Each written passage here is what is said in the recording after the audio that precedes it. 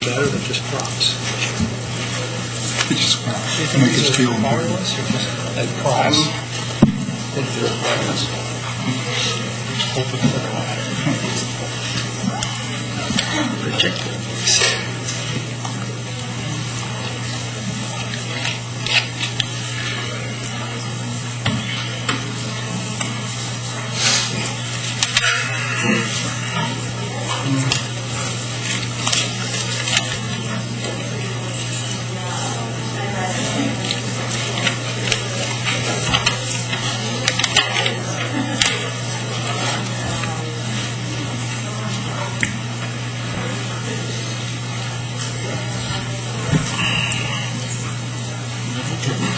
Jacket.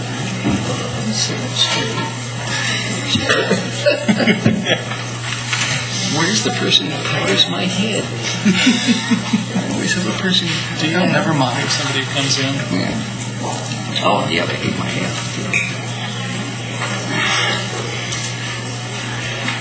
I have one of those shiny foreheads.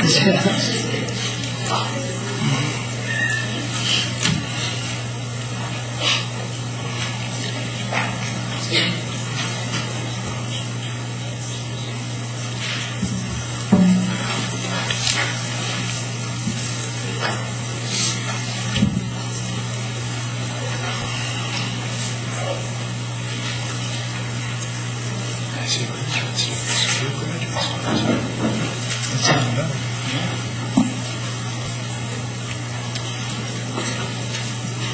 Okay. Good afternoon, everybody. Thank you very much for coming today to the first of three events that we're holding for the Whose Media Is It? Media Activism Symposium. Today we have a distinguished list of our guests who will be providing the roundtable discussion, which is entitled Connecting the Dots, Media Issues, Policy Education, and Internet. And the hope is that this will be interactive and informal. Initially, I will introduce the guests and allow them each to give a couple of minutes of their background and what it is they're going to speak about.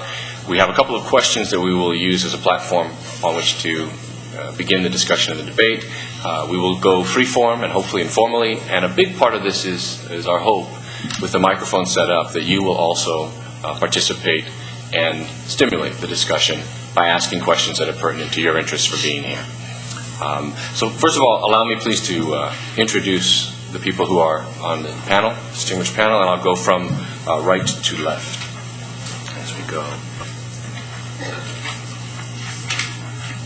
First individual is Ben Scott. He is currently the Policy Director of Free Press, which is a national nonpartisan organization working to increase informed public participation in crucial media policy debates and to generate policies that will produce a more competitive and public interest-oriented media system with a strong nonprofit and non-commercial sector. Ben leads the policy team in Washington, which is dedicated to monitoring and analyzing media policymaking to increase public awareness and participation. Before joining Free Press, he worked as a legislative fellow handling telecommunications policy for Representative Bernie Sanders in the U.S. House of Representatives. He's also in the final stages of his doctoral degree, and he's the author of several scholarly articles on American journalism history and the politics of media regulation, as well as the co-editor of our Unfree Press and the Future of Media. And next to him is Jeff Coons. He's the Associate Vice Provost for Information Technology Services at Penn State. He's a member of the Network Policy Council of EDUCAUSE, a higher education IT organization, and this summer provided testimony to the Senate Judiciary Committee on net neutrality.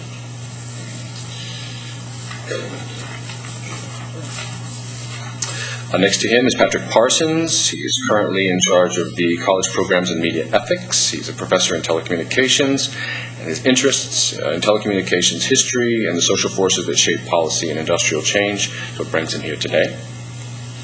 He's looking to provide a little bit of historical context to our discussion, and more importantly, is involved in the ethics across the curriculum, which is a major initiative here at Penn State, and I'm sure he's going to speak to some of the ethical concerns as well.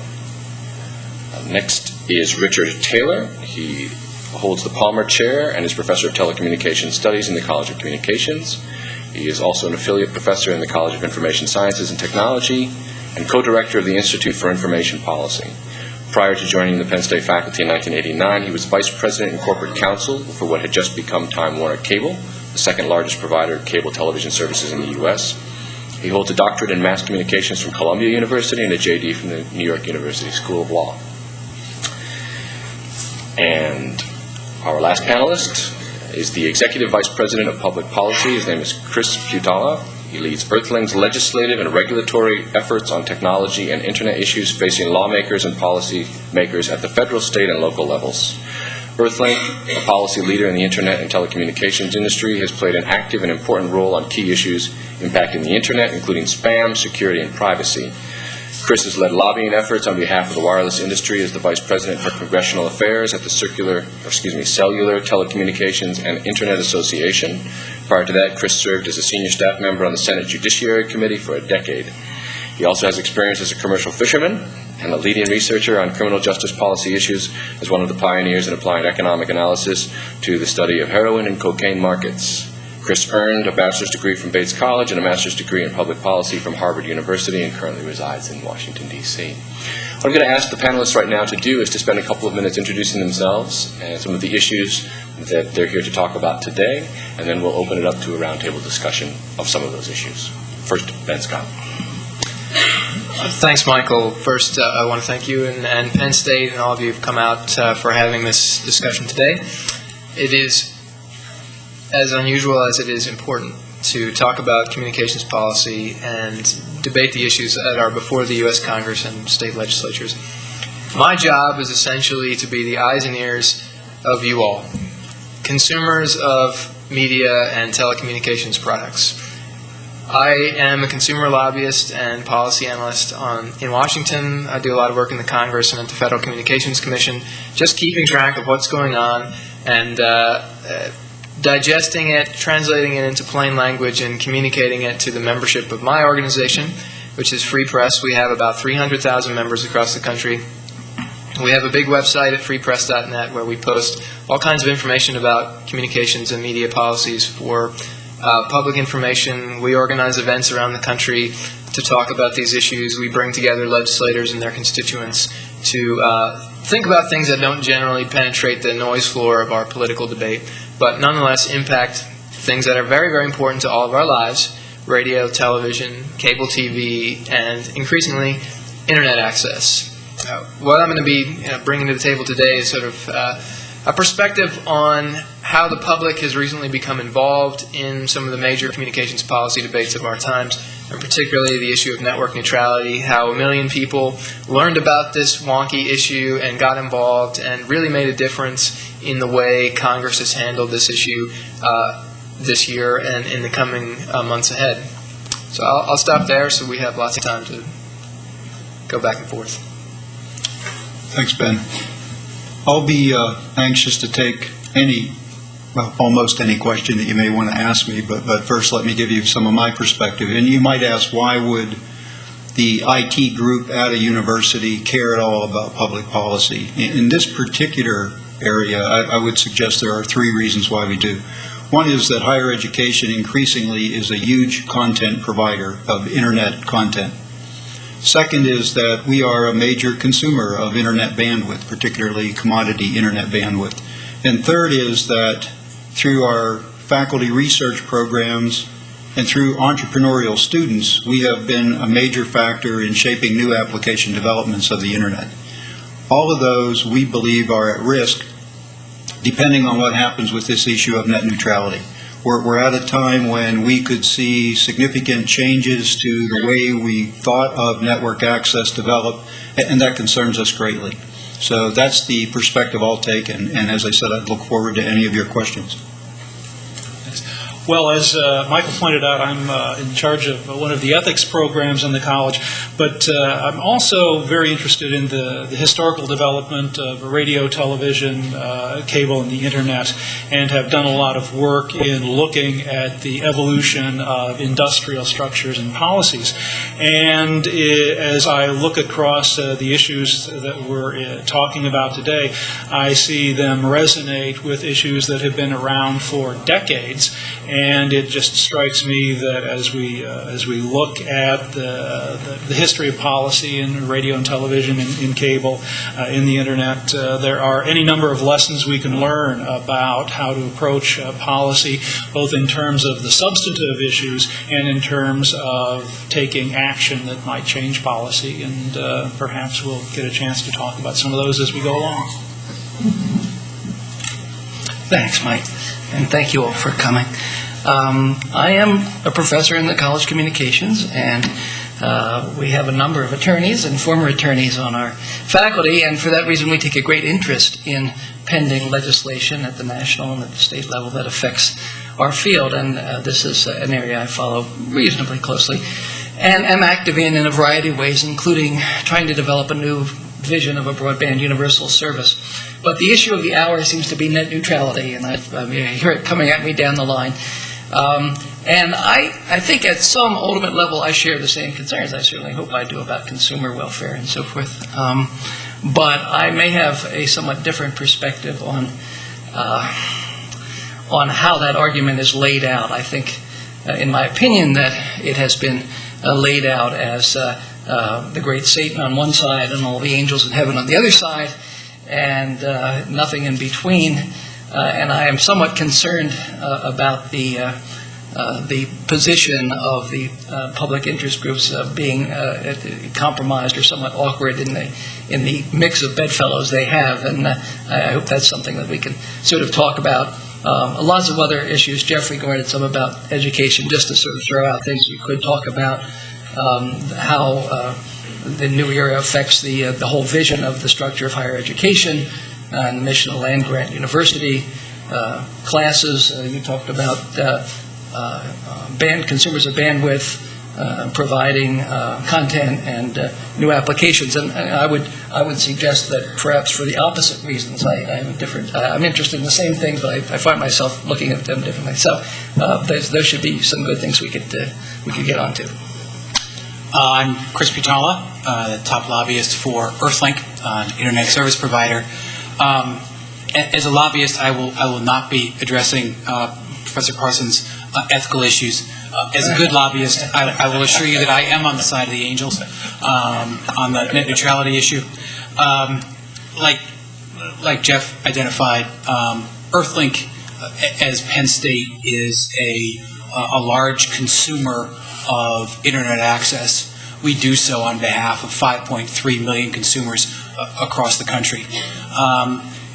Earthlink does not own a network that touches consumers, and so therefore I'm here because I've actually been co-opted by Ben Scott.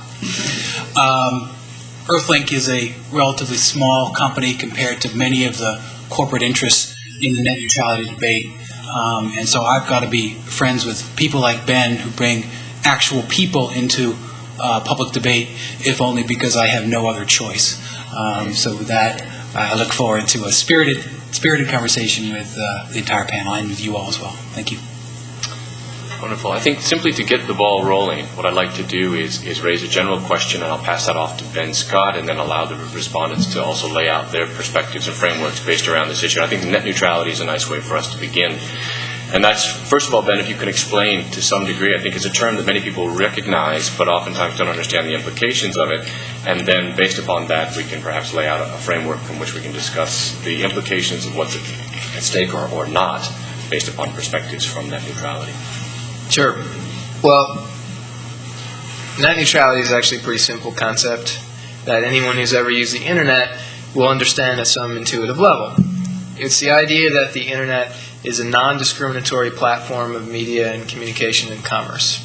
When you go online and you click on websites, all the websites come at you in exactly the same way. And if you want to be a web content provider, whether you're a blogger or an online newspaper or a bookseller or a search engine, you're treated exactly the same by the underlying network. That is to say, the wires that carry your data from your server to the consumer don't have anything to say about how your data gets there. Everybody's treated alike. It's a non-discriminatory network. The internet has always had a non-discrimination principle at the basis of the network. It's been put there very intentionally as a matter of law. Recently, in the summer of 2005, the federal government decided that principle of non-discrimination should no longer apply to the Internet. And since that moment, we've had a great debate about the future of the Internet. What should it look like? Should it remain an open platform, or should the owners of the networks be permitted to change the architecture of the Internet in such a way that some content is privileged, goes faster, if those content providers are able to work out a financial arrangement with the owner of the network? Will there be different levels of service where different content providers go different speeds? Will there be exclusivity on the network? Will you be able to get Google on one network and not on another, Yahoo on that network and not on the other? Will the little guys still be able to communicate in the same way as the New York Times and CNN? Will the latest innovator selling widgets out of his garage be treated in the same way as Amazon.com? This is the big question before the Congress, and it's been a very heated debate with hundreds of millions of dollars poured into Washington to try to resolve the question, because at stake really is the future of what the Internet looks like, where investment goes in the Internet, how consumers experience the Internet. And my role as a consumer advocate has been to defend the non-discrimination principle and argue that openness on the Internet is what brought us a democratic communications medium on the platform, what brought us a free market for innovation on the platform, and that should be something that we preserve and move forward with as a matter of public policy. Would anyone like to respond to that, or is there anything that you would like to do? You're going to march down the line? Okay. No, I'm not. Speak against freedom. Absolutely. I'll be happy. Pay no attention to that man at the end of the table. Pay attention to me. I'll explain it to you. He says that it is the basic problem in simple language is something that anyone who has ever used the Internet can intuitively understand. And I would suggest to you that the basic problem behind net neutrality is something that anyone who's ever tried to balance a checkbook can understand. We all want to do more on the Internet in the future. We're willing to pay to do that.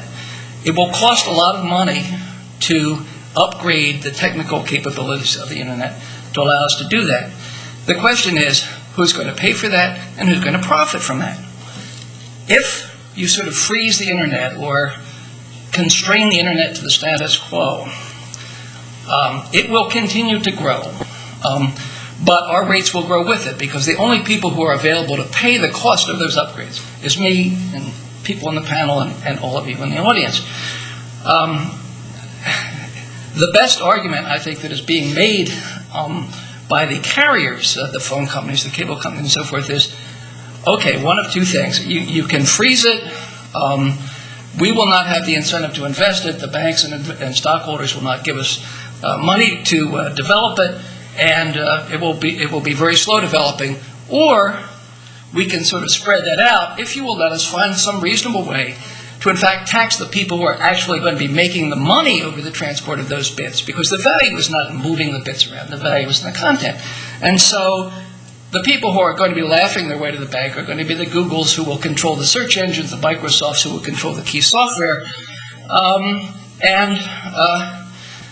They are, of course, advocating that they not be sort of brought into that value chain of which they are the most significant part. So either we have no growth, or we have growth, all of which is on the backs of consumers, which would probably tend to limit the nature of things, the interest in phone companies raising rates, which would limit the amount of investment, amount of capital investment or loans they can get to upgrade the Internet. Or you can find some way of laying off some of those expenses against the people providing value-added services, applications, and content over the Internet. And there's a number of models to do that. But I have just as many concerns about Microsoft and Google as potential antitrust exploiters as I do about the carriers. And we rely on the antitrust laws and consumer protection laws to constrain them. And certainly within a broad framework, we can at least think about the possibility of that kind of a framework being appropriate for the carriers as well. Can I chime in here? Oh, please do. Well, I heard a couple. Get in queue behind you. And Chris was ready to hop in too. So, but I heard a couple of things there that I found puzzling. First is this idea of value-based pricing. How in the world do you do that? What would drive the determination of what set value? YouTube is 15, 16 months old. How would you have ascribed a value to YouTube when they first wanted to connect? And what in the world would you have charged? Would you charge more for Penn State because we're trying to offer very rich media educational content? Or would you say that educational content is a national value, therefore we'll give it a discount? I mean, I don't know how in the world you could do a value-based pricing like this.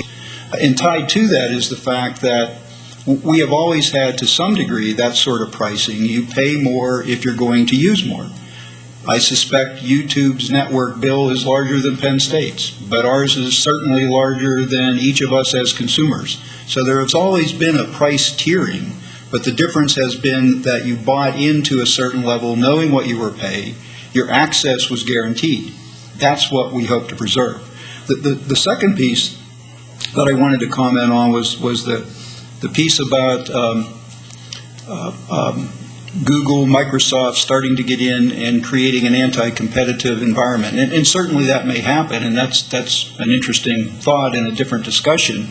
But today, most of us have two choices for at least consumer bandwidth. We can go to our cable company or we can go to our local telephone company. So there is a huge potential there for that kind of anti-competitive behavior to occur. What one does, the other will closely follow. I don't see great competition if I only have two choices. So I worry a great deal about that as well. Well, please. I will get back to you on that shortly. Well, to heck with history. Let's just jump right into the issues. I'm going to take what might be a middle ground position, which is always the stupidest and most dangerous position to take, because then you get everybody attacking you from all sides. We have, on the one hand, an argument by the carriers that they need the flexibility, and coming off your statement, Jeff, that pricing schemes are still in flux. That's one of the arguments the carrier is making. They need the time unrestricted to try and figure out what's going to make economic sense to allow them to generate the capital necessary to build the system. On the other hand, the equitable allocation of information, goods, and services is absolutely critical to a democracy, and finding fair and full means of access is something that telecommunications policy has grappled with really for about 100 years now, going back to the AT&T's deal with the government for universal service in exchange for rate regulation. So there are, very broadly speaking, two ways of controlling this situation. One is through the forces of competition, in hopes that the different carriers will be constrained in their rates and encouraged in their services because they're afraid the next guy is going to come along and eat their lunch, or alternatively some form of regulation. My read of history is to suggest that the market forces have not proven themselves fully and well over the course of the history, and I will take you back to the 96 Act, where even the Democrats were pounding the drum of free market economy and competitive forces, keeping everything in check, and within months of passage of that act, the very first thing the major players did was start to merge and combine, and one of the things I think that regulators often forget is that real businesses do not want to compete. That's the last thing in the world they want to do. Competition is the thing they want to avoid the most. So my proffered approach is to not place a bet on competition. Maybe not act immediately, but I'm thinking some form of rate and service regulation along the template of an ancient AT&T telephone regulation approach, whether it's at a national, probably have to be at a national level given the nature of the institution we're looking at. But that's, and then of course the devil is in the details, and this is a tremendously complicated and detailed area, and things will have to be hashed out. But that's, in broad strokes, the kind of position I would take. There's and I think Jeff laid out kind of a direction of compromise. But if I could, just to keep things moving, let me offer some more start points. The notion that networks will only be built if network owners can discriminate against content strikes me as completely unfair. As Earthlink, we don't have networks. We've been kind of forced to innovate. In fact, innovation only happens when you're forced to do so. If you already have networks, if you already have access to a key market good, you're going to do your level best to keep control of that key market good. We don't. We need to reach consumers. So Earthlink has been working around the country with municipalities to build Wi-Fi clouds over entire cities. As I've gone back to our corporate team, we're responsible for making the investments of shareholder dollars in building out these networks, the first one of which will be based in Philadelphia. Earthlink is going to unwire the entire 135 square miles of Philadelphia. We've done the first 15 square miles. We'll be finished probably the end of the second quarter of next year. But when I went back to my corporate team and I said, guys, you know that stuff that Bell South and AT&T and SBC and Comcast do to you about kicking us off their network if we don't meet the terms that they want? Well, this will be our network and we can do the same thing to them. They said, no, Chris, you got this wrong. The value of a network is in terms of opening it up so that all the innovation that happens on the edge of that network is continued to allow. That's what makes things so popular. The internet is popular not because Verizon had a wire. The internet is popular because companies like Earthlink, which didn't have a wire, made a pretty web page that people could use the internet. That some people like Google came up with a really great search engine, and that a couple kids 18 months ago came up with an idea of like, what if we had a website so we can put stupid videos of our friends at a party last night up for the world to see? And 18 months later, that's worth $1.6 billion in the marketplace. Richard? Okay, just a couple of thoughts. Patrick will like this because it's a very quick history lesson, but one I'm old enough to have been personally involved in. Back in 1992, Congress passed a law regarding the cable television industry. And from the cable industry's point of view, it was a very bad law. And they deserved it because they had agreed in 1991 to a much more moderate piece of legislation, and at the last minute just reneged and made a couple of major senior congressmen very, very angry, and boy did they pay for it. And so a law got passed that basically said, everybody who wants to pile on cable for whatever reason, come pile on, and they did, and they passed the law, and it pretty much froze cable rates and did a lot of other things like that. And then a couple of years passed, and people noticed something. And what they noticed was that cable systems weren't having their capacity expanded, quality of service was going down, and so forth. And that wasn't because, and I was involved in these doings, that we sat around a table saying, how can we make people wretched? It was because the money to build cable systems typically came from consortia of banks who want agreements that have very firm covenants in them about getting paid back. And they said, how under these conditions do you plan to make any money? And we said, well, golly, it's not going to be very easy. And they said, that's right, we're not going to give you any money.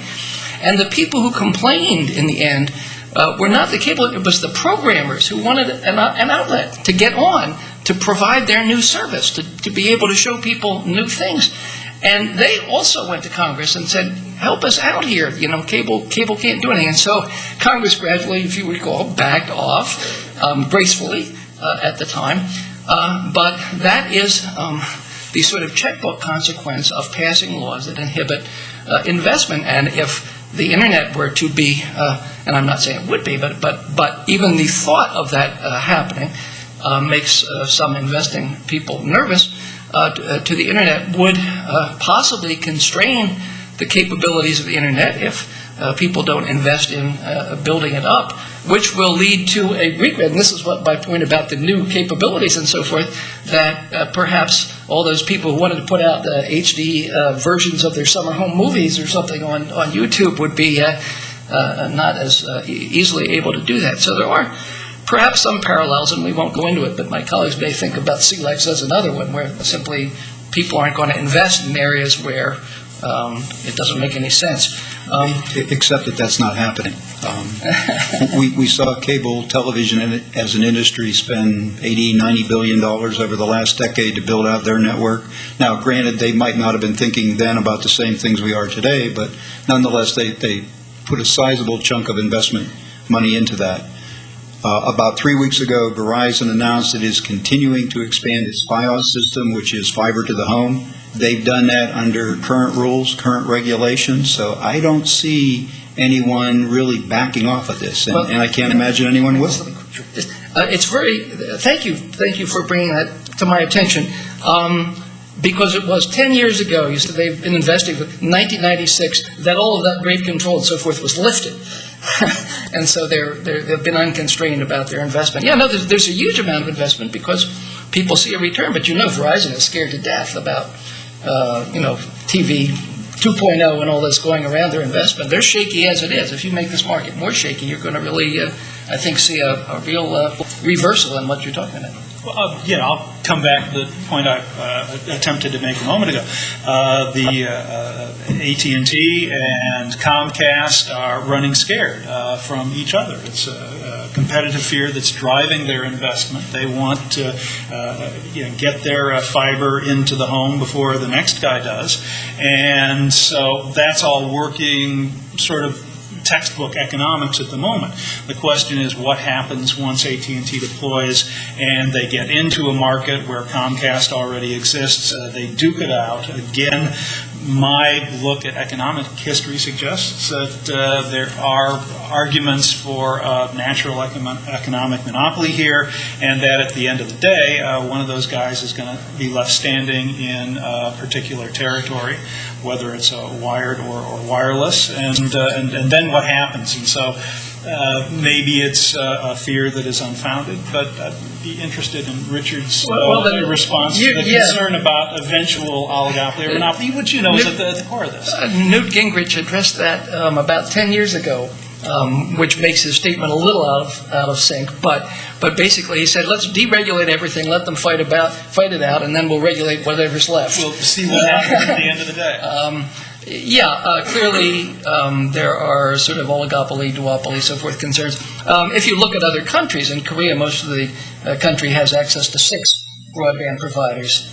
In Japan, 60% of the population has access to mobile third-generation wireless broadband. I think you're going to actually see, and I recently discovered the latest one, broadband over gas, which is now, bringing ultra-wideband in through your gas pipeline. So I'm just stand back and we'll have our TV programs run in the house. If the finances allow the technology to do it, I think you will see enough competition that the competitive and anti-competitive problems can be managed as they are in many other industries where you have 3 or 4 large companies and dominating it. I think it's worthwhile to take this back up to 10,000 feet and start with a different question. And this is to address your earlier point, Richard. I don't worry about the public interest community and consumer advocates being co-opted by sitting down with Google and Earthlink and advocating from the same side, because the vision that we have for the Internet is so much more radical than what's on the table today. I don't start with the assumption that the marketplace is what it is and let's figure out how to tinker with the policies in order to make service just a little bit better and keep prices declining ever so slightly. I think we have to ask ourselves, what do we want the Internet to look like in 20 years? And let's put a policy together that gets us there. Let's look at how other countries around the world who are way ahead of us on the development of the Internet curve and see how they got there. Now, why is it that we pay 20 times as much for broadband as the Japanese and the Koreans? Why is it that they have 6 providers in every community and we have 2 or 1?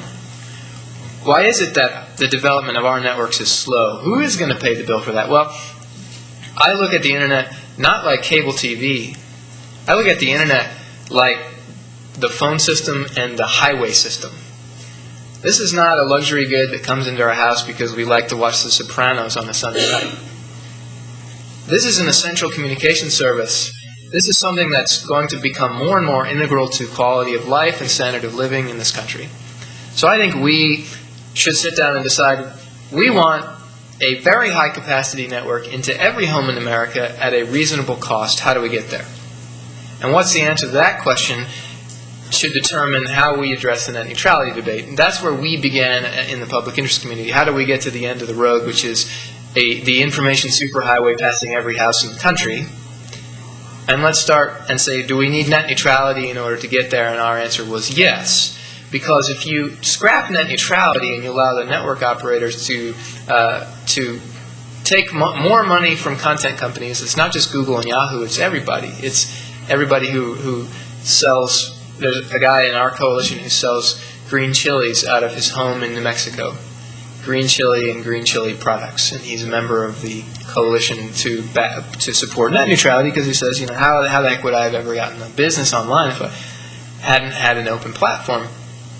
So we start with that premise, and then we move to the larger questions of who's going to pay for this. Well, I think if you begin to take money from internet content providers, they're not just going to swallow those losses, they're going to pass those costs right along to consumers. So whether we pay for the build-out of the network by paying higher access charges to Verizon and Comcast, or by paying higher costs to Amazon for books because they're paying Verizon and Comcast, or whether we pay higher taxes in order to build an information superhighway, the consumer ends up paying the bill no matter what.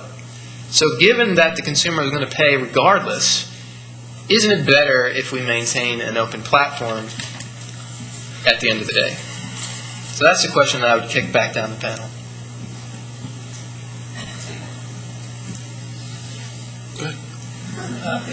I mean, that is a logical political choice that countries have made. It's a difficult choice in this country. You're saying if we had a blank piece of paper, that would be a great solution. You run it, although if you run it directly out of tax money, you've got an issue of appropriations every year, and that's not a happy issue. So that's why we have funds.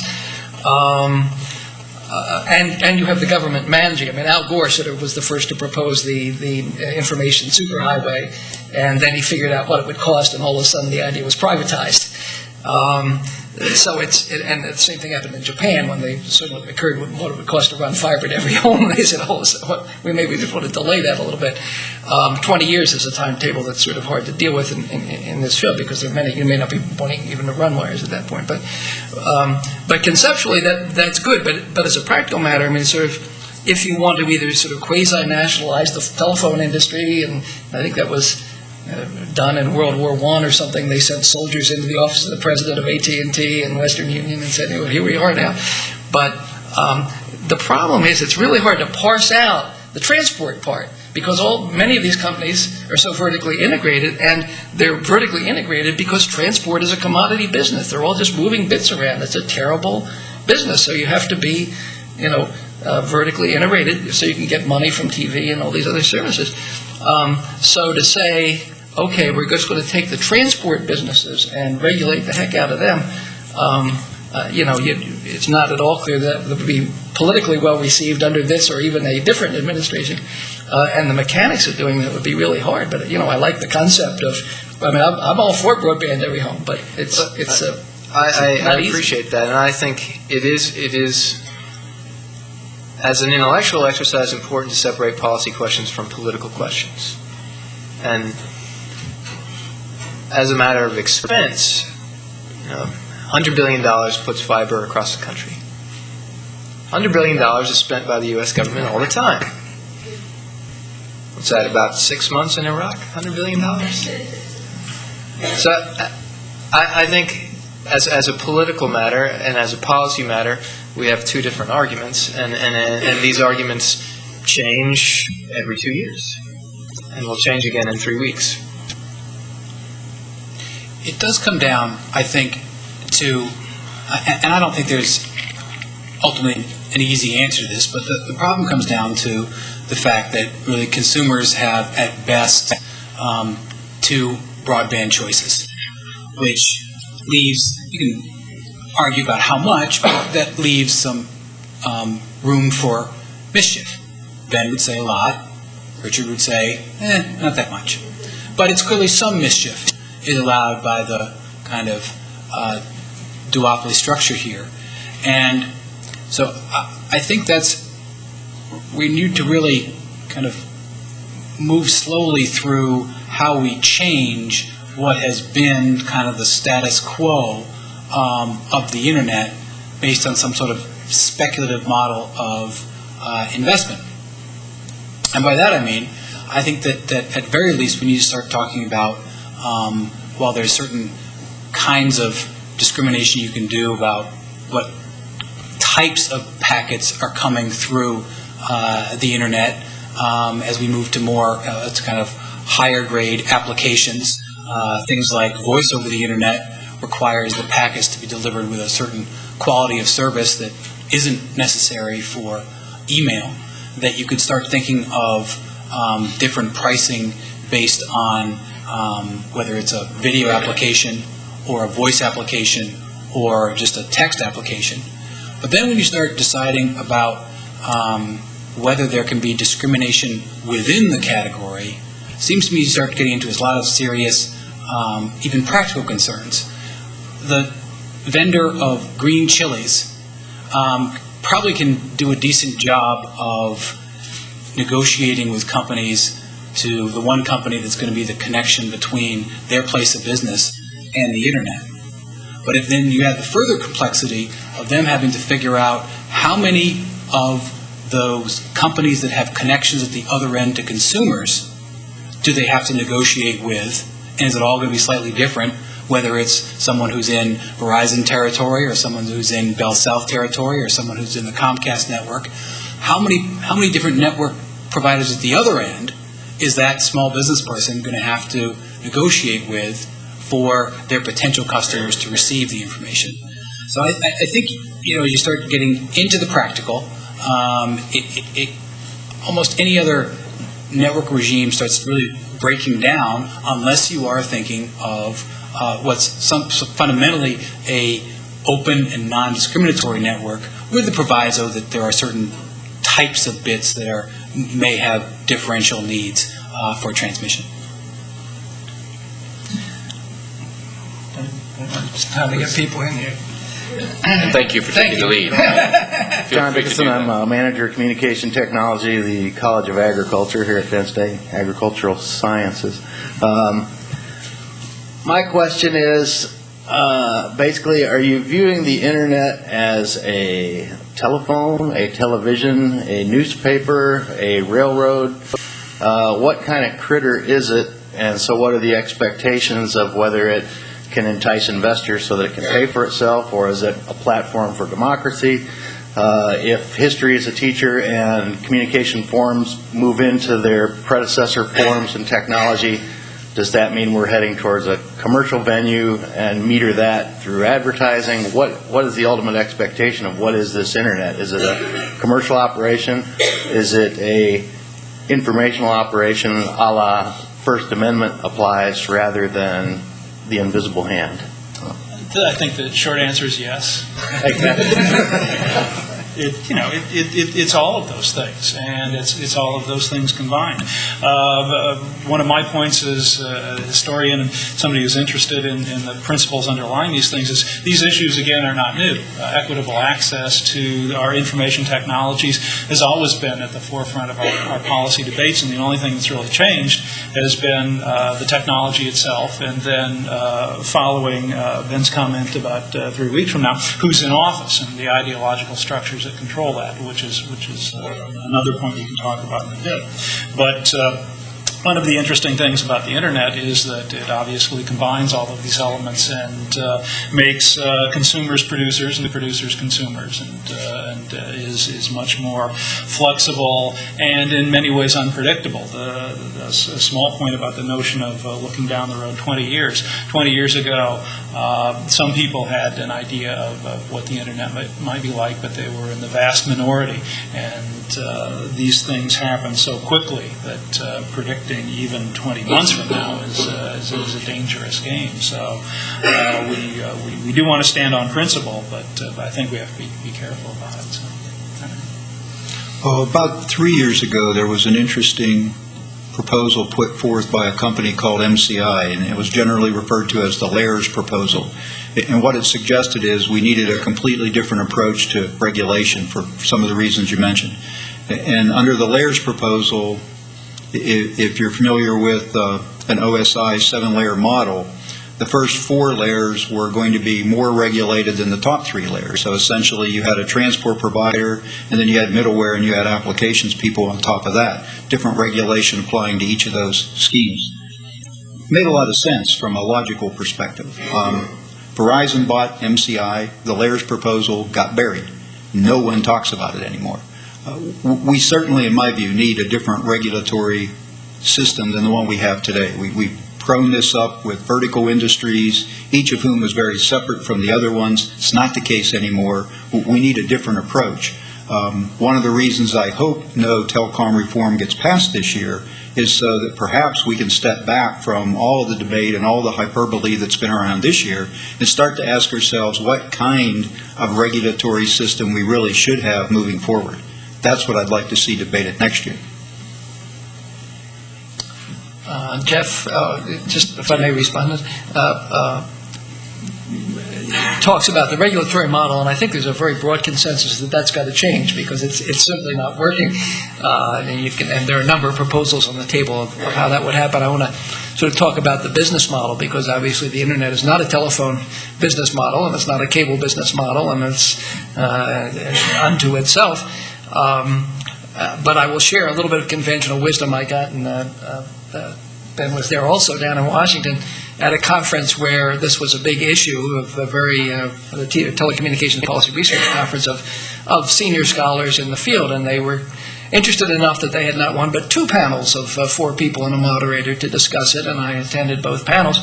And I just sort of did a rough tally. 8 out of 8 thought that the internet of the future will probably not look like the internet of today, maybe 7 out of 8. The future does not look like the past. 6 of them basically thought it looked something more like the cable television model, where the consumers on the buying end would have, maybe there would be a base level of service, but beyond that, if you wanted faster service, if you wanted better service, if you wanted value-added products on it and so forth, then you would have, just maybe as you do with cable, sort of a menu of things that you could buy or not at your discretion. If you want 50 million bits a second or 100 million or something, it's going to cost you more. And that there could be ways, given the state of the technology, for the carriers to address the issue of getting some kind of compensation back from the we'll call them content providers, although that covers a whole lot of ground. And that ranged from, sort of traffic-based things to types of, what are the bits, because now you can do this sort of what they would call deep packet sniffing, and you can actually tell what the packet is doing, to a negotiated system. And people think of the telephone model, but the cable model has been one for years where, you have a negotiation about carriage, and people were saying, well, the carriers may have to pay Google to carry it. Once you're into a negotiating posture, and that's not necessarily discrimination on the basis of content. It's a business decision. So there's a bunch of different models, but I think the sense was that to make this work going forward, other than a broad policy remedy, which would be great if you can do it, involves finding some way of spreading out those costs. And you're absolutely right. In the end, we all do pay one way or another. But I don't think that it's totally indifferent as between whether you layer all of that on the back of the carriers or whether you layer it on the people who are actually also making all the profits or most of the profits.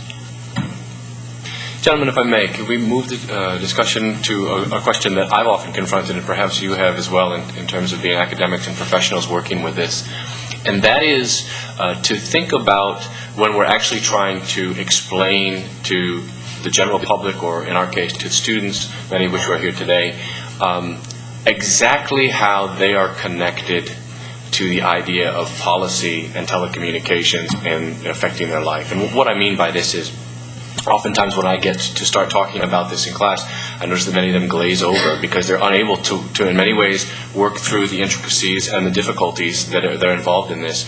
And even when we try and just discuss it in terms of the internet and in terms of how it will affect them, many of them are actually not the ones who are engaged in following these decisions. And like many of them are sort of going along and taking things as is. So how do we, I guess it's a two-part question, how do we as academics and professionals find a way to, if I can borrow the term from Justin Timberlake, bring sexy back into telecommunications policy so that people then see it as something that's as exciting to talk about as censorship or the cultural issues that often surround these questions. And two, what is our role as academics working for a university that is very heavily corporate funded in terms of development and in terms of raising that fine line of walking that, how do we get people engaged without sort of throwing our own interests involved in that? And that can be for the professional among us as well. So, Well, I actually have, and my mom is a college professor. That's meant to listen to. Yes. And I have a hard time explaining it to my mom without her eyes glazing over, and she has a great deal invested in her son's success.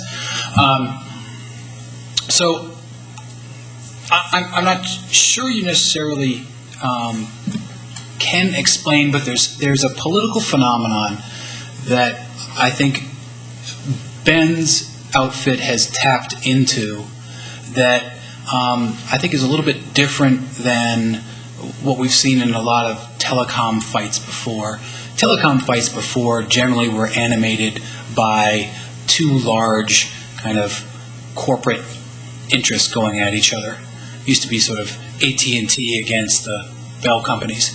And what I think we saw in the net neutrality debate is almost wasn't spontaneous. It took a while to kind of generate this. But there was an interesting political phenomenon of more than 1 million people in less than 9 months sending emails to their member of Congress about what's a very technical issue that's way in the weeds of telecommunications. We saw, countless hundreds of spontaneously produced videos and jokes, all going to this net neutrality theme. And I don't know whether it's because there's a different political dynamic provoked by the fact that consumers think they own the internet in a different way than they think they own a cable channel that they like, or whether there's something else going on. But I think that's really sort of an intriguing kind of ownership piece generally shared among a large group of the public that is not very typical for a commercial issue. Let me pick up on that. I teach a large lecture class, the introductory class in telecommunications. COM 180, give a plug. COM 180, yeah, y'all come. Stop by tomorrow. We'll be talking about ownership structures, as a matter of fact. And I'm going to just, in a small way, challenge the premise of the question. My mom, my dear old wizened, frail, 76-year-old elderly mom, has just barely has cable television. So she doesn't have a cell phone. She doesn't even want to talk about the internet. Trying to convince her that any of this is important would be an absolute waste of time. But there's a generational issue here. When I talk with you guys and I talk with the freshmen and the sophomores in 180, it's not a tough sell. You folks live your lives by the cell phone. You live your lives on the internet.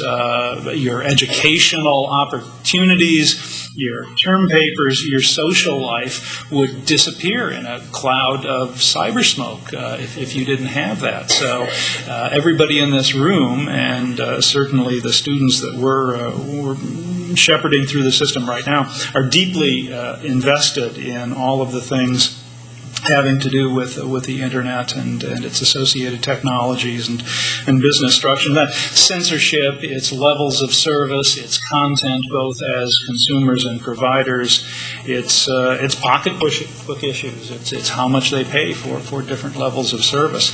And so I see one of our jobs, in addition to trying to educate people going into these professions, is to come back to that simple notion of media literacy. Across the university, I think it's our obligation to try and educate people as to the structures behind what they see on their screen, to try and describe to them the kinds of policy issues that are going to shape content issues, levels of service, pocketbook problems, and I find them very receptive to those things. I think you could put it even a little more simply than that. Most of you care a great deal about peer-to-peer file sharing, where you get music, where you get movies. This is part and parcel. Well, this is part and parcel of the same argument. What do you have access to? What's it cost you to gain that access? Who can get access when they want it? Who can't get access? This is a wonderful opportunity for student organizations to wrap something around. This is a wonderful opportunity for you to talk to your peers at other institutions and become very involved. The politicians in D.C. will listen to you, not if you write to someone from Texas, but if you write to someone from your state where you vote, hopefully, then they will care. So you should get involved in this. I think, I've been surprised as anybody that 1 million people are involved in the net neutrality debate, and many of them members of my own organization, and we have gone and asked people, what was it exactly that made you want to get involved in this issue? Because we would like to replicate that and spread it around even further. And it's interesting, actually, I was at the same conference as Richard at the Telecommunications Policy Research Conference, which is the WONCS convention. And interestingly, the senior researchers have come to the conclusion that if the internet keeps on developing the way the network operators seem to be framing it, and without net neutrality, it begins to look like cable TV.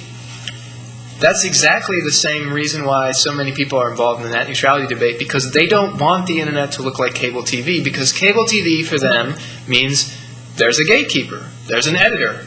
Sure, I have cable TV, I like watching cable TV, but Comcast ultimately decides what is on my cable TV package. I don't decide that. I select from the options that they present to me. The internet is a fundamentally different beast. It is the first communications technology that's ever been truly multi-point to multi-point, with no limits, no restrictions, and no gatekeepers on who posts and accesses content. And that dichotomy between what the internet is in the experience of the average user and the idea that it could transition into a cable TV-like model produces a visceral reaction, and it's a negative one, and people want to stick with what they know and produce a bigger and better internet, not a bigger and better cable TV system. The reference to P2P file sharing was touched on the issue I wanted to raise. I subscribe to the listserv of a group called Public Knowledge, which is a lobbying group that has been very, very strong in support of net neutrality. One of the other things that Public Knowledge lobbies against, however, is the Digital Millennium Copyright Act. So I wonder, a question for you, Ben, is whether you see those two stances going hand in hand together, because it certainly is that way for Public Knowledge. And so the larger question really is how all these issues about regulation of the internet from sort of the point of view of investment and everything interacts with the whole other legal regime that copyright is involved with in the internet, and that's, of course, become a very complicated issue that Congress has continued to struggle with time and time again. Another part of this question would have to do with the question of Internet 2, which is something that a group of universities have invested in, and they found it in their own interest to have a network which is more high speed in order to be able to do certain kinds of scientific research that can't be done over the regular network. So there's an instance of a motivation for investment of a kind that does, in a sense, serve as a general public good. But then also you saw, to connect the two issues, in the Internet 2 case, there were people starting to use that as for P2P file sharing purposes, and a they shut that down. So, within that space, even the whole copyright issues began to raise as a challenge to the supporters of that service saw as the primary aim of it, and they saw the P2P file sharing as interfering with the primary use of it. So to start with the question you, Ben, is do you see the anti-DMCA and the net neutrality as being issues that go together in your mind? Well, I'll take the copyright question, and then I'll hand Jeff the Internet 2 question. Gigi Sohn, who's the head of public knowledge, is someone that I have a great deal of respect for, and she has definitely seen the connection between those. I also think they're connected. A lot of the sort of there's a community of tech gurus who I consult when I don't understand things, and what they tell me is that the end game of the net neutrality fight is digital rights management. And the reason that is because in order to engage in a discriminatory network, what you have to do is you have to know what's in every single packet that's traveling over the Internet, so you can know this packet gets treated better than that packet. Richard alluded to it earlier, deep packet sniffing essentially means everything that comes in out of your computer will have to be known in its type and content to the operator of the network. If you translate that into digital rights management, what you see is that that's an extraordinary way to manage digital rights. So if every single bit is tagged to where the network operator can say, okay, this gets treated this way, and then when this one gets treated this way, you can put an absolute hammer lock on all the content that's traveling over the Internet from a copyright point of view. And that will open up an enormous can of worms and then an adjacent debate over what is the proper role of copyright enforcement in the digital age. I don't have an answer to that question, but I agree that it's about to get wrapped up into the same bucket. It's interesting that Verizon, ISP, the other big network owners who are also maintain an ISP have always been very hesitant to be any sort of gatekeeper, any sort of copyright enforcer. In fact, because they lobby Congress to kind of say, look, we don't know what's going on in our network, which is sort of the opposite perspective than they're bringing to what they seem to want to do with their perspective on non-net neutrality. And I think politically, the logical extension of a non-neutral network is how many more enforcement responsibilities when it comes to all kinds of content start falling to companies that may not wish they had grabbed the issue. Well, I'll respond just quickly to the Internet 2 question. Internet 2, higher education, Penn State certainly isn't opposed to peer-to-peer file sharing. And Internet 2 didn't shut down peer-to-peer file sharing. In fact, Penn State has created something called LionShare, which was developed as a repository of information to be freely shared in a peer-to-peer manner. What we are concerned about is the unlawful use of copyrighted material, and that's something that we'll continue to fight very strongly against. So you need to separate those two. Whether you're allowed to get copyrighted material without paying for it, without attribution, is one question. Whether you're opposed to peer-to-peer file sharing is a completely separate question.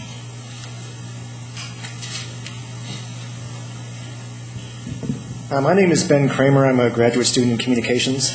And when it comes to technological innovation on the Internet, in addition to corporations doing this, we have a tradition of users coming up with new ideas as well.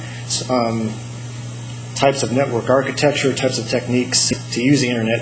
And the classic example of that would be the original Napster created by users. Okay, so if we can imagine in the future, if network neutrality is overturned as a result of American policies, could you imagine users who are disadvantaged by that coming up with some crazy new technique, who knows what it could be, to just circumvent the American system and operate off an international platform, for example?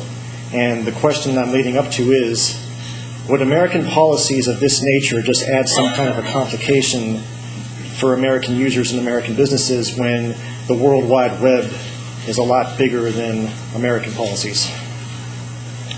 I've always thought that the spin out of net neutrality would be if America were to change its policies and allow network discrimination, that those would be very quickly adopted by all our other international competitors.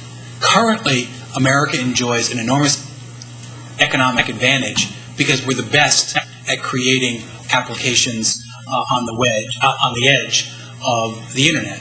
Google is the envy of the world, and I think if European policymakers, legitimized by America getting rid of net neutrality, could start building incentives for their own kind of edge providers, I think that would be the spin out politically, that it would actually turn into another kind of tool for economic nationalism, which never works out the right way for the overall economy.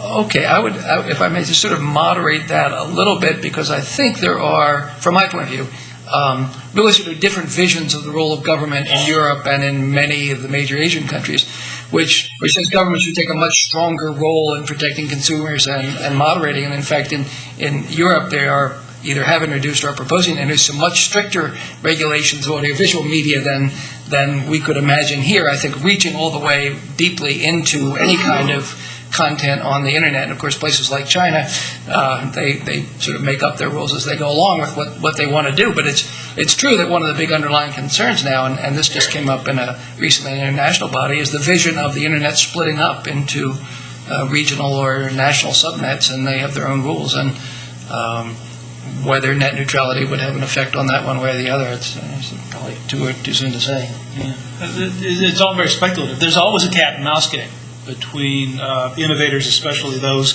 opposing existing policies or existing business plans. You can see what's Napster and its subsequent versions have done to the recorded music industry. I mean, that industry is challenged, perhaps, in the long term, maybe in not so long a term, to find a new business model.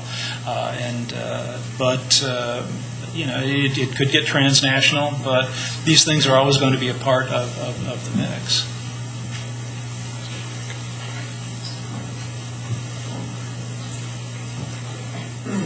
Hi, my name's Steve Filer. I'm an undergrad student here. Rather than talking about, the division of the pie, rather than saying, well, Verizon should get this and the .com should get this, I think the bigger issue here would be the idea of this profit-based censorship, which is, in a way, un-American and undemocratic, and relates to is similar to how a country like Turkey constricts the flow of free information. It's maybe it's not for the same motives, but it's the same results.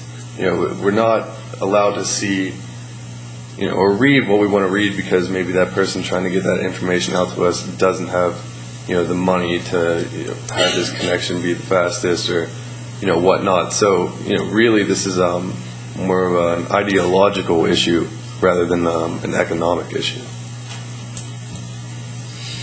Well, it certainly has First Amendment implications, and of course the United States is sort of relatively unique in the world community about that, but that is not to say there aren't lots of people in the United States government who would love to pass laws regarding what you can and can't see on the internet, and whether they do it directly or indirectly through filters. I guess Senator Lieberman, Senator Clinton, people like that have been advocating for years adapting the laws to make rating of websites mandatory, and then setting up a system for sort of blocking websites based on their ratings and things like that. So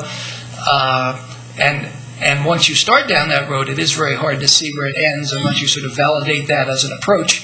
Well, we don't like this kind of speech. You happen to not like that kind of speech. Okay, well, it's all sort of the same thing, so who cares? So it is very tricky, and that is there's a lot of good topics, and the whole sort of First Amendment issue is one we haven't really sort of dealt with very much. But the access of ideas to the internet and the sort of the commons, the idea of a public sort of internet commons and access to scientific and academic information and so forth are very hotly debated. That ties back into the copyright issue. So there's a lot of this stuff is just tied together. But there is a continuing fight to keep the internet free of direct content regulation as well. I guess I confess that while the issue of internet regulation, the free flow of information, in the broad strokes, is absolutely central to this debate and what we're talking about. The kind of absolute censorship with respect to pornography or gambling or children's programming in the rating system. I'm much more optimistic about that. I think those kinds of debates are probably occurring at the edges of this, and I feel fairly good that we'll maintain the free flow of information at that level as the internet expands. I really think the core issues and the big issues have to do with money and how much you pay for certain levels of service and certain kinds of content. I think that's what it's about for the most part. I do think that you put your finger on a very important point, and I think it's another one of those intuitive issues that people understand about the internet. As the Daily Show put it in a way I thought perfectly apt, the internet is almost too fair. It doesn't give any advantage to those who've bothered to accumulate vast wealth. Well, I would argue that's the whole idea behind the internet. That's the reason why it's become so popular, it's become so successful. And if you allow money to buy privileged access, you turn the internet into the same kind of media system that we've had in all of the previous technologies, whether it's radio or television or cable TV. So I think it is a First Amendment issue, most certainly at a principled level, and I think at an intuitive level in the user base of the internet. I'll tell you one thing. If we want to go back to 10,000 feet and look at the historical perspective, when I was the age of many people in here, my choices for telecommunications were the 4 radio stations in town and the 3 television stations, and that was it. So in many ways, we've really come a long way. Could I also insert another question here, and this is where we start talking across divides. And we have on the panel here representatives from the academy, representatives from professional interests, but the one thing that they all share is the ability that they've all invested themselves into walking and interacting with individuals who are in the halls of power to make a difference. And a big part that I've heard many of them talk about is the ability for people to talk across divides and reach out to constituents to build a better debate, a more robust debate, and also a better understanding within the public sphere of what is at stake. So I was wondering if the panel could comment on that, the ability to talk across those divides. Some of our panelists have come from the business community and are now teaching the academic. All of us have had experience in that. At what stage are we sort of indebted to begin to talk from business to the academy, and then the academy to our students and who we're sending out to business, to engage these issues in a way that really does bring to light their vitality and their ability to be understood, and more importantly, the necessity for everyone beyond who actually holds the reins of power, if I'm understanding you correctly, to get engaged. I would suggest that the divide between business and the academy is not as small as the one that divides all groups politically on these things. And let me give you an example. I have been active, as have many of my colleagues, for a long time on an issue called universal service. And it started with the telephone business. Everybody should have access to a telephone at a reasonable and now an affordable price. But when you move into an era of broadband, digital communications, what does that mean? Because once you give somebody a broadband connection, you've given them something else. And so we spend a lot of time, actually, and as you say, we actually sort of get involved politically with these issues. So we have to sell them. And we give a lot of thought to how you talk across that political divide on an issue that has a lot of history and carries that sometimes as baggage. And what we have found is that the traditional arguments of equity and fairness and participation and democracy aren't worth a darn. They won't get you in the door. But everybody wants to hear about competitiveness.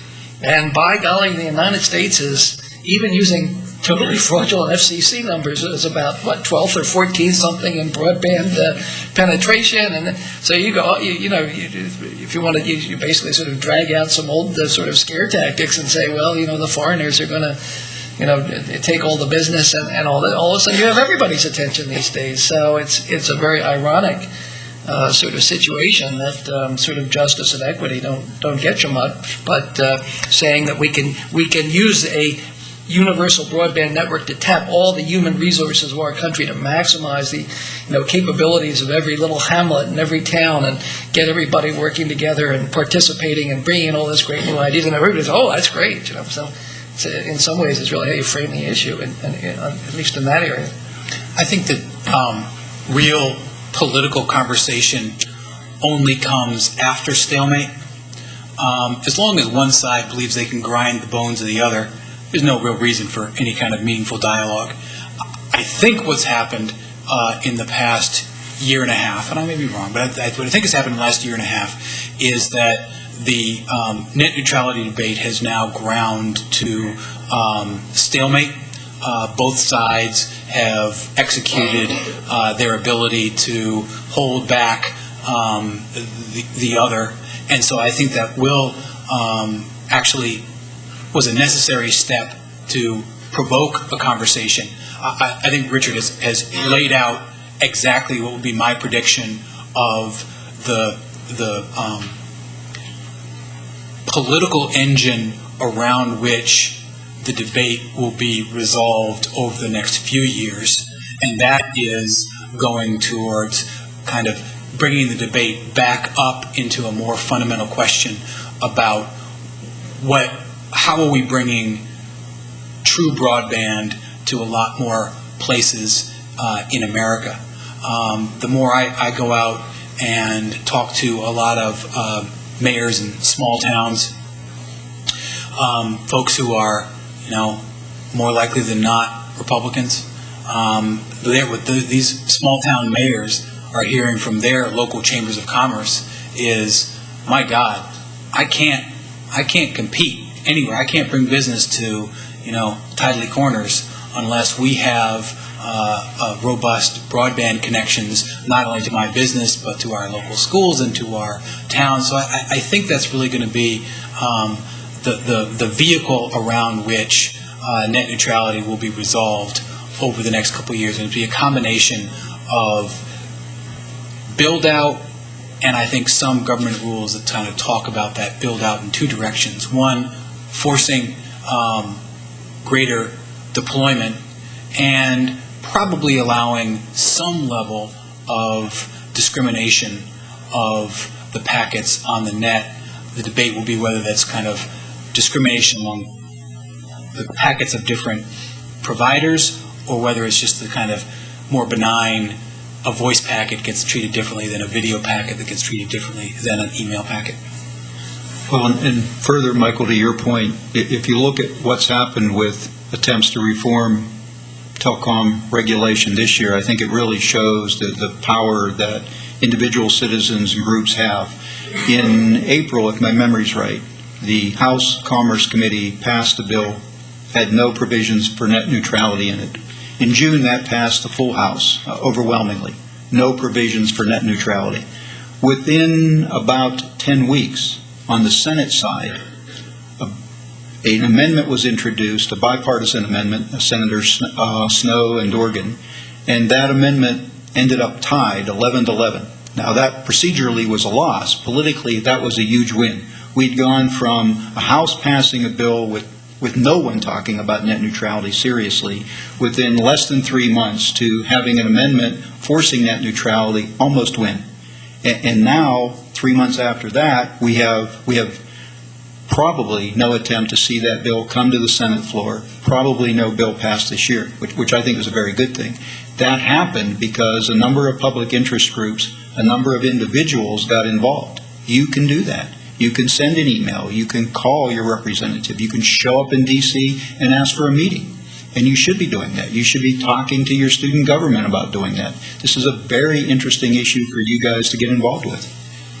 Not to be too cynical, but the kind of access activities, the kind of lobbying activities you're talking about, the kind of work that the Free Press and Media Access Project do are absolutely essential. They're necessary to move the policy debate along, but in absence of a friendly ear in decision-making positions, in absence of an ideological structure that is willing to hear that kind of conversation, not a lot's going to get done, in my view. And I think with net neutrality, we have an interesting, not completely anomalous, but kind of interesting situation where you've got two industry behemoths sort of banging heads, and a lot of folks on the Republican side, traditionally pro-business, pro-competition, a bit confused, a bit like deers in the headlights and not knowing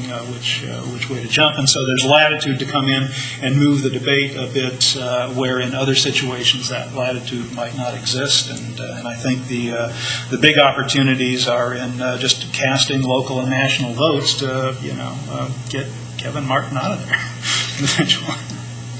Let me cast a slightly different angle on that question, which is the relationship between academia and policymaking. Because before I went to Washington to be a consumer advocate, I was a doctoral student at the University of Illinois. Go Illini.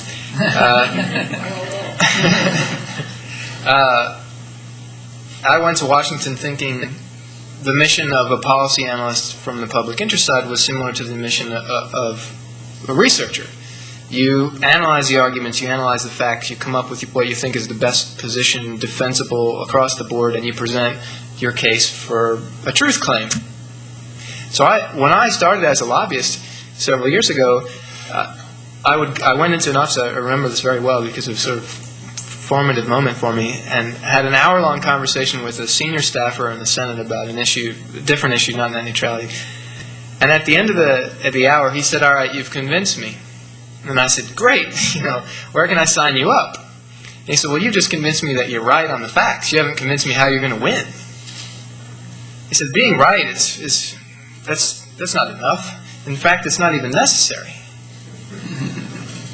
So I think that the role of academics is to be aware that your research makes a difference in the policy arena, because even though being right is not enough, it helps.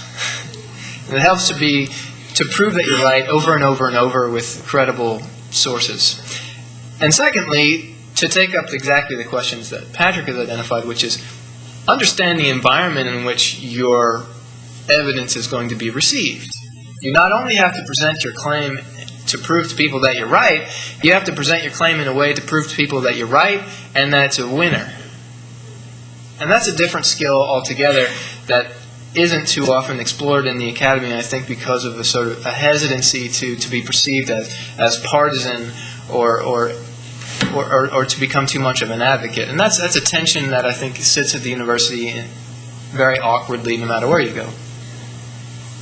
I would certainly agree. I mean, I and my colleagues find ourselves in that position quite often, and we still happen to believe that there's a difference between being a scholar and being an advocate, which does not say that we don't have opinions and we don't introduce our opinions into the policy discourse, but we're not sort of consultants or representatives of particular groups, but we are there to sort of study the issues as best as we can and come up with the best ideas that we can offer and put them out there. We get caught in a very difficult trap sometimes because scholarship very often invites outside support. And the people who give you money are the people who have money. And those are the people that, the Verizons of the world and so forth. So we're very often in a quandary. Obviously, we would like people to give us some support, but the need for, it's very, you have to be sort of very clear that if you accept a gift that does not reflect or presume on your outcomes. And there's sort of two ways that happens. One, that people give you a gift in expectation that you will reach a conclusion, or they see the work that you've done and they like it, so they like you to do some more of it, so they give you a gift so you can keep doing it. And we're out of necessity have to be comfortable with the second, because we need resources to hire graduate students to do research, do other stuff. We are not in the least comfortable with the first, no matter who the source is. So we across the whole spectrum, we need to make that distinction, to be independent of sources of support or funding while advocating our own ideas about things. Time is rapidly coming to a Yes, close. I think we'll actually have one last question. Okay, we talked about the internet as being kind of analogous to a highway, and we also talked about the universal service issue and the fact that small towns and rural areas really need the broadband access in order to be competitive. I'm wondering why we think it's only a commercial option for solving that problem. Highways are funded by states with override votes and tax increases, and is that on the table at all for funding broadband? And if it's not, I would suggest that it's because perhaps covering their costs may not be the only real issue that the providers are. Ben, you helped draft the legislation on spending. I think Richard and I may agree on this one. Absolutely, public policies have been supporting financially the development of broadband networks. Currently in the law, you get universal service support to fund your telephone network, but increasingly the networks that bring you telephone service also bring you broadband service, and the delineation of how monies are being spent from public subsidies not exactly carefully monitored. So all along, for the last several years, universal service, public subsidies have been used to subsidize broadband. In my opinion, that's a good thing, and we should codify it into law.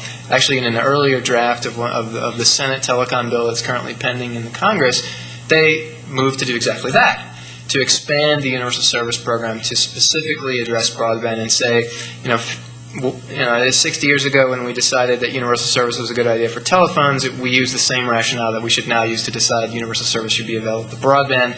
You've got experts on this at the panel today, so I'll defer to Richard to jump in.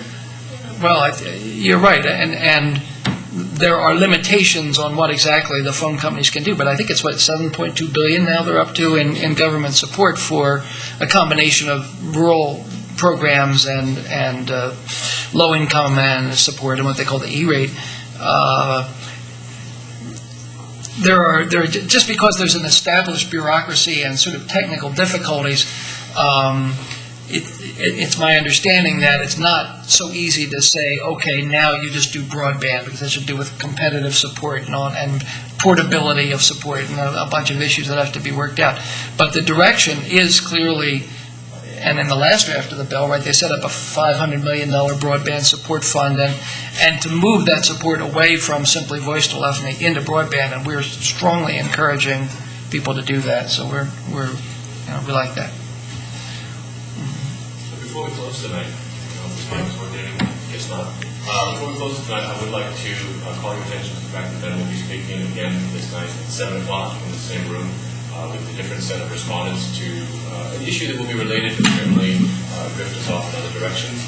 And I'd also like to call attention to the people who have helped support this event, namely the College of Communications, Doug Anderson, and Anthony Oldersola, Patrick Parsons, and Don Davis Program in Communication, the Rock Ethics Institute, and two people who have been invaluable for putting this event together as well, Deborah Cheney from the library, as well as Eric Folsom, my coordinator. And, of course, I thank, most importantly, Ben, Jeff, Patrick, Richard, and Chris for their participation today. I think it was a lively debate. I think it's one we can continue.